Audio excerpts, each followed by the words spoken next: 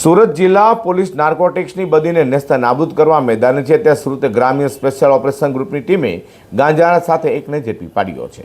સુરત વિભાગના પોલીસ મહાનિરીક્ષક પ્રેમવીરસિંહ દ્વારા સુરત ગ્રામ્ય જિલ્લામાં નાર્કોટિક્સની બદીને નેસ્તા નાબૂદ કરવા અને નાર્કોટિક્સના વધુમાં વધુ કેસો શોધી કાઢવા આપેલી સૂચના લઈને સુરત ગ્રામ્ય પોલીસ અધિક્ષક રાજેશ ગઢિયાના માર્ગદર્શન હેઠળ સુરત ગ્રામ્ય એસઓજીની ટીમે પીઆઈ બીજી ઈસરાણીના માર્ગદર્શન હેઠળ પીએસઆઈ જેકે રાવના નેતૃત્વમાં I stand strong against drugs campaign ચલાવી રહી છે।